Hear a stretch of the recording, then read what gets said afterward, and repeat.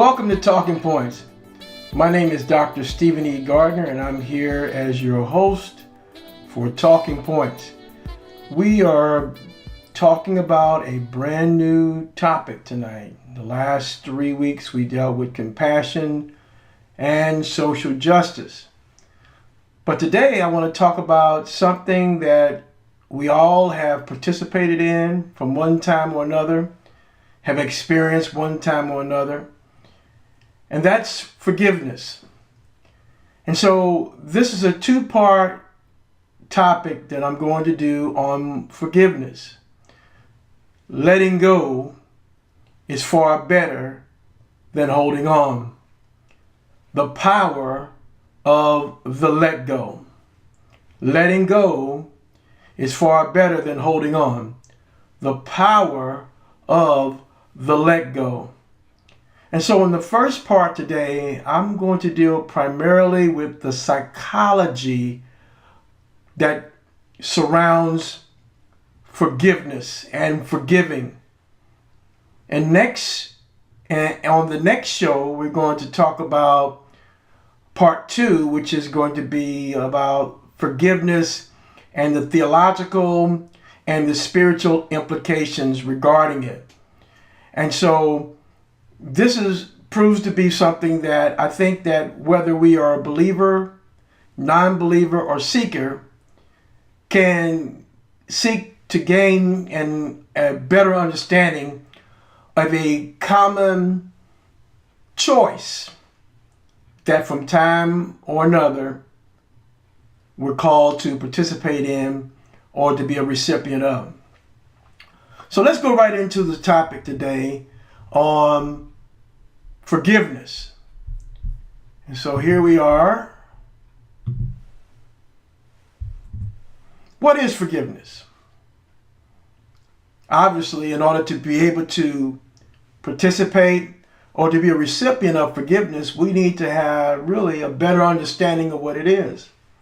And I surmise that a lot of believers probably lean to only one level of understanding about forgiveness, which is from the Bible, and that's good. But there are a lot of other aspects, or a lot of other perspectives that are outside the scriptures that confirm, this particular principle or this particular practice called forgiveness. Well, the Webster's Collegiate Dictionary defines forgiveness as the act of forgiving. And the root word forgive is defined as 1, to give up resentment or claim to requital for. Number 2, grant relief from a payment. Number 3, to cease to feel resentment against an offender. And number 4, pardon one's enemies. Well, let's look at some of the psychology that surrounds the topic of forgiveness. So here I'm reading from an excerpt from R.D. Enright in one of his articles on counseling within the forgiveness triad. Now, the forgiveness triad has 3 parts to it, obviously, and that is forgiving others, also receiving forgiveness, and finally, self-forgiveness. And so here he defines forgiveness is the willingness to abandon one's right to resentment,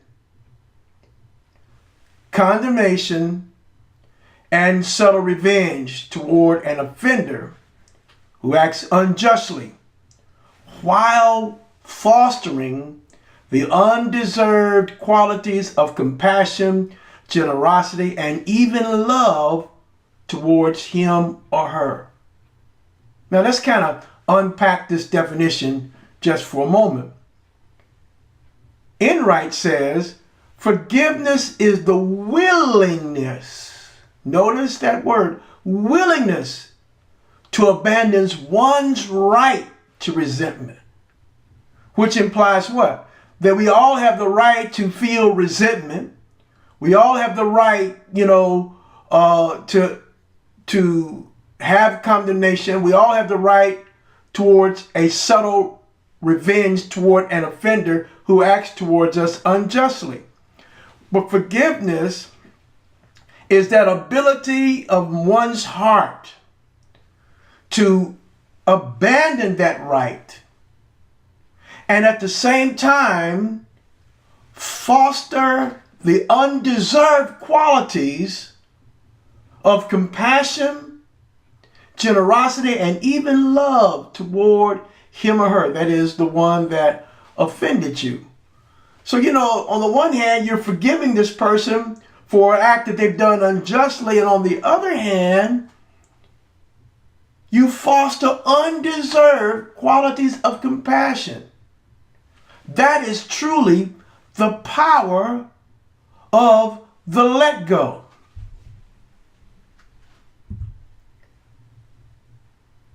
He goes on to talk about that the offended person has suffered an unjust and perhaps deep hurt from another. The offended person willingly chooses to forgive. The act is volitional and not grimly obligatory. The offended person willingly chooses to forgive. The act is volitional, not grimly obligatory. In other words, I'm not obliged to do it, but I am doing it because I've chosen to do it. I have willed to do it. I voluntarily forgive the one who has offended me. When forgiveness is done, when forgiveness is exhibited toward a person that has offended you, we can look at the third thing that Enright points out. The offended person's new stance includes affect, overcome resentment, and substituting compassion. That new stance also includes cognition, overcoming thoughts of condemnation with thoughts of respect. And that new stance also includes behavior, overcoming a tendency toward acts of revenge with acts of goodwill. This is some of the psychology that surrounds forgiving. Forgiving is also primarily one person's response to another. Therefore, a forgiver may unconditionally offer this gift regardless of the other's current attitude or behavior. I'll say it again. A forgiver may unconditionally offer this gift, which is forgiveness, regardless of the other's current attitude or behavior. Now, let me say this as a caveat. Just because forgiveness is an unconditional act that you exhibit toward the offender does not mean that you need to continue to exhibit in return unconditional abuse or to receive unconditional abuse. You can forgive a person, but that doesn't necessarily mean that you want to put yourself back in the same situation where you continue to be abused and abused over and over again. So there's a part of this psychology of forgiveness that, yes, you've forgiven the person, and yet at the same time you've changed your attitude toward the offender. But there's another piece of that we're going to unpack regarding forgiveness in just a second. Let me talk about that now. that there is a distinction between forgiveness and reconciliation. When people forgive, they offer a positive stance toward one who is undeserving because of the offense. They need not join in a previous relationship. That is, they need not reconcile if the offender is maintaining his or her injurious stance. Now, sometimes a lot of people feel like, well, to forgive this person means that that part of forgiveness, the person that's being forgiven feels like, well, this person forgiven me, so we need to reconcile. Let's listen to this again. When people forgive, they offer a positive stance toward the one who is undeserving because of the offense. But the point that the writer here emphasizes, they need not join in a previous relationship. That is, they need not reconcile if the offender insists in maintaining his or her injurious stance. As Holmgren, 1993, in his article that he wrote about forgiveness, he articulated this: we accept the wrongdoer as a person, not necessarily as an employee who continues to steal or a spouse who batters. So as when you forgive a person, you're acknowledging, you're forgiving the person, who is a wrongdoer. But when it comes to them being terminated because of something that they've stolen from the job, you may forgive them for what they've done, but can that person be trusted again?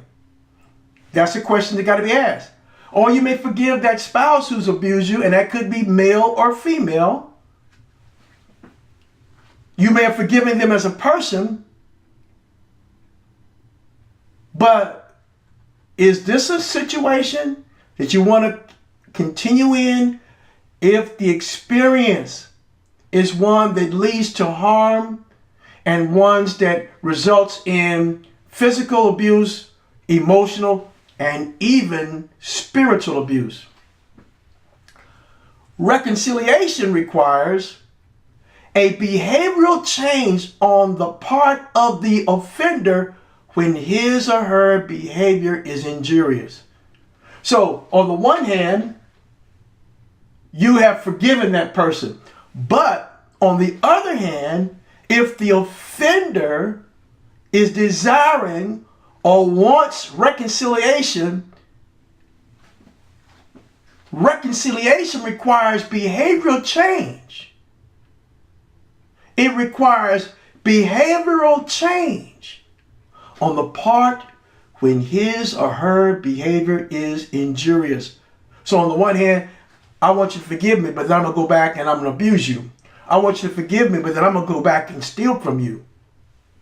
Obviously, there's more to be understood. And I think a lot of times that when we talk about forgiveness, the reconciliation part is probably the part that the offender, looks upon mostly, especially in an interpersonal relationship, because they want to get back together with the person. They're sorry for what they've done wrong. But on the other hand, the one who's offended many times has to work through the pain and the hurt as to what this person has caused them before they can get to a place to even be ready for the next step, which is beyond forgiveness, and that is the process of reconciliation.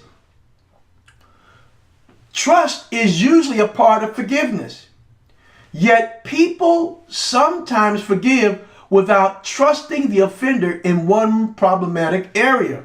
For example, a person may forgive and even reconcile with a compulsive gambler, but not lend to him or her, because to lend is to enable the gambler to indulge in the compulsion.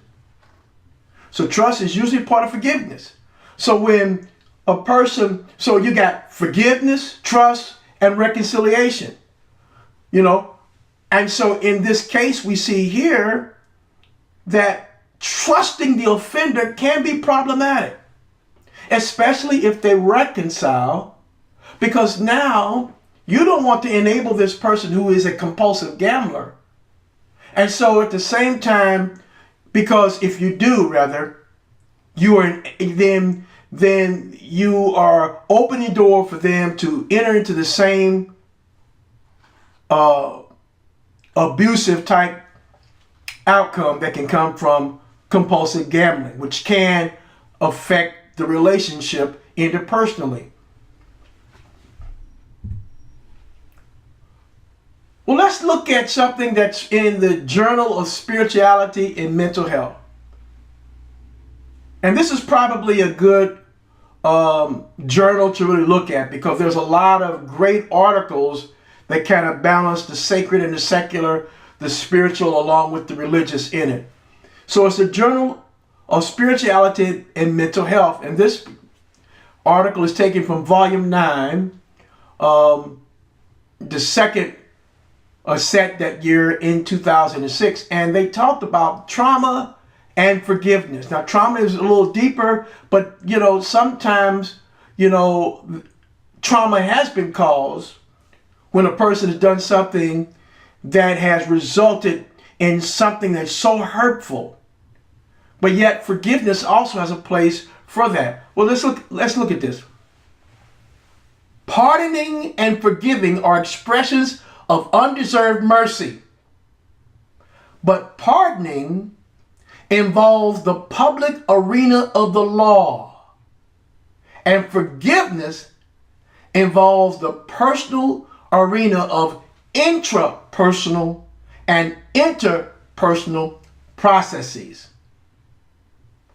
Pardoning and forgiving are expressions of undeserved mercy, but pardoning involves the public arena of the law. There are legalities that are associated with pardoning, like when a person is pardoned from some crime that they may have done and they're in prison now, and so they get some pardoning. But forgiveness, it involves the personal arena of an intrapersonal and interpersonal processes. Intrapersonal means it's something that's happening on the inside of you. Interpersonal is something that's happening between you and somebody else. Let me say this. Forgiveness is not condoning or excusing that or the wrong that was committed.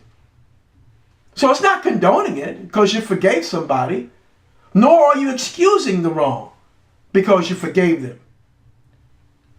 We said this before. Forgiveness is not reconciliation. It does not imply that the wrongdoer and the victim will restore the interpersonal relationship they had before the injury. In situations such as domestic violence, sexual abuse, and torture, etc., where the victim must be protected and reconciliation simply is not a part of the equation. In situations such as domestic violence, sexual abuse, torture, and the like, where the victim must be protected, reconciliation is not part of the equation. Forgiveness does not mean to go back to a situation of domestic violence.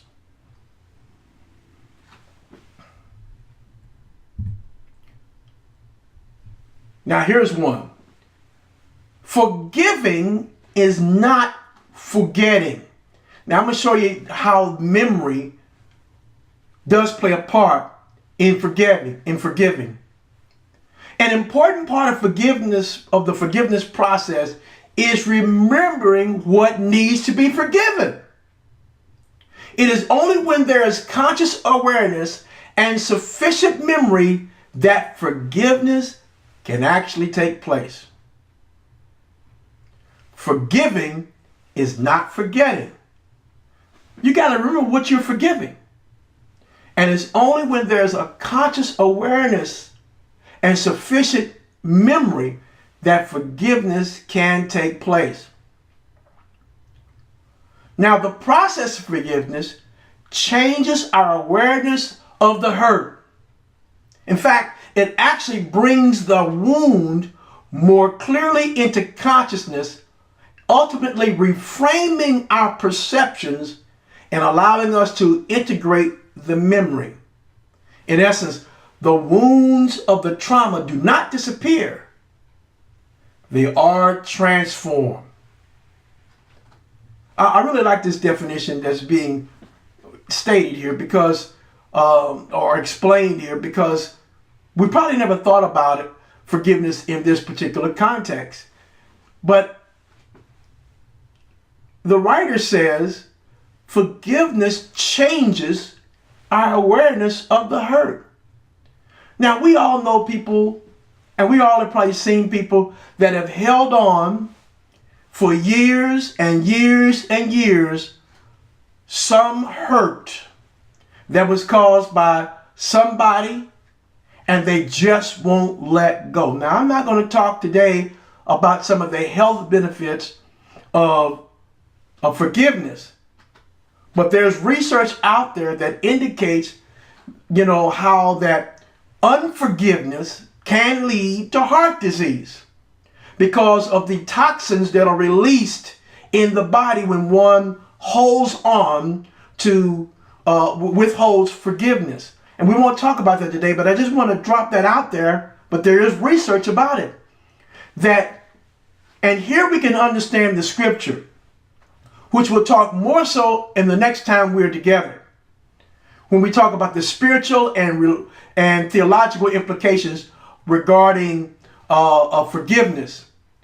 There's a scripture in the New Testament says that where it talks about a root of bitterness springing up, defiling many.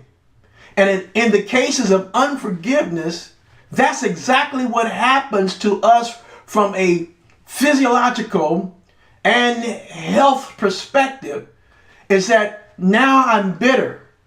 And usually if a person is holding on to some offense year after year after year after year and hasn't let go yet, that in essence turns to bitterness and can lead to not only some physical problems, but it also is a sign that that person might need some psychological or psychiatric intervention.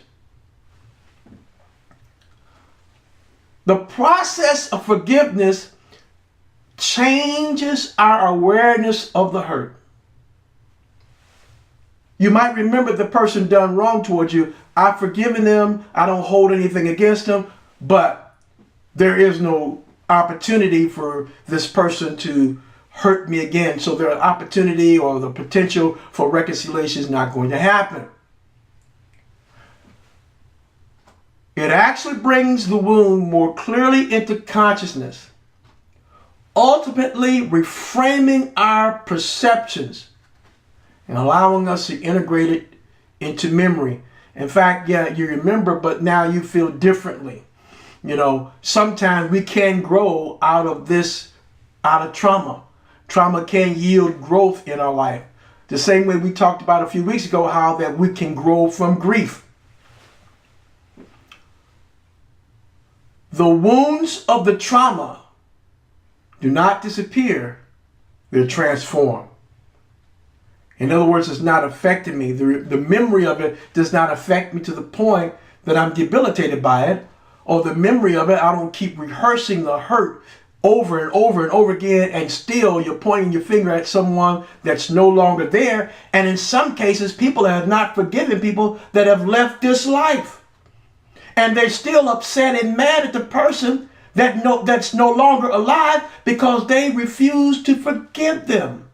The power of the let go means not only do you release the person from the offense, but you release yourself from the effects of the offense in longer stages. Here's another point. Forgiveness is not appeasing the perpetrator. It is not conciliation to gain another's favor or to manipulate the perpetrator. Forgiveness is not appeasing the perpetrator. It's not conciliation to gain another's favor or to manipulate the perpetrator. That is something to think about. We won't go into any more detail on it, but I want that, as it's stated, to actually sink in. Here's something else we can learn about forgiveness. Forgiveness is not weakness. It's not false sacrificing which denies the justice of the cause of the victim. It is not giving up self-respect and the belief that one has the right to be treated with respect. So forgiveness is not weakness. To forgive somebody that wronged you badly is not a sign of weakness on your part. It's actually a sign of strength. It's actually saying, I'm bigger than that, I'm better than that, and I'm not going to allow that, I'm not going to allow the offense to be held over my head by you, the perpetrator. It is also not false self-sacrificing, where you just, deny it, write it off, it didn't happen. It is not giving up self-respect. When you forgive somebody, you're not giving up self-respect, nor are you giving up the right to be treated with respect. Just because you forgive somebody who disrespected you, it's not a lack of respect, and it's not giving up self-respect when you forgive them. Forgiveness is not accepting things as they are in a passive manner. Rather, it is active, and it enables the victim to regain the sense of self-control over his or her emotions that frequently have been taken away by the perpetrator. Forgiveness, he makes it very plain here, is not passive, but it's active. It's not passive. Forgiveness is active and enables the victim to regain the sense of self-control over his or her emotions that frequently has been taken away by the perpetrator. Well, I want to emphasize something. I want to point something out on frequently taken away by the perpetrator. And the point here is that because you remember the offense and haven't forgiven, and that hurt constantly comes back to your mind and you still haven't forgiven, then you've kind of lost control. Forgiveness is a way of regaining control over your emotions. And sometimes that's the best thing we can do when we've been hurt so bad and we've been wrong in such a way. The best thing that we can do for ourselves and our own well-being and our own sense of control over our emotions is simply, no matter how hard it is, to forgive. And sometimes forgiving is a process. It does take time to forgive. It's not something that's going to miraculously, you're not going to miraculously quantum leap into a state of forgiveness. Sometimes you have to work through it intrapersonally on the inside before you can exhibit interpersonally toward the offender. Forgiveness is not the same as gaining power or superiority over the perpetrator. Watch this. It does not hold the offender in the debt of the offended. Well, I'm going to make them pay, and I'm going to I'm not going to ever let go of this. I'm not going to ever forgive you. I'm going to keep this in my heart. Well, we've already alluded toward some of the health and psychological consequences that can come as a result of unforgiveness. But true forgiveness is not the same as gaining power or superiority over the perpetrator. True forgiveness does not hold the offender in debt. And my last point that I want to talk about today is forgiveness is not self-centered. It is not something the person does to simply feel better, to promote healing, or to let go of the hurt. It is the free gift that is consciously and actively given to benefit the offender, which at the same time has benefits which rebound upon the victim. It is the free gift that is consciously and actively given to benefit the offender. That's who is the first benefactor of forgiveness, is the offender. But at the same time, while you're forgiving the offender, consciously and actively, you also gain the benefit because you reap, in essence, what you sow. Well, that concludes part one on forgiveness. And today we primarily talked about the psychological aspects of forgiveness. Next week we come together with part two. We're going to be talking about the spiritual and theological implications regarding forgiveness. In other words, what the Bible has to say about it. And you'll be surprised at a lot of the research that's out there in academia actually supports a lot of the principles that we find in the Judeo-Christian faith regarding forgiveness. God bless you. I trust that you have been enlightened in this time that we shared together. Looking forward to see you again next week on Talking Points.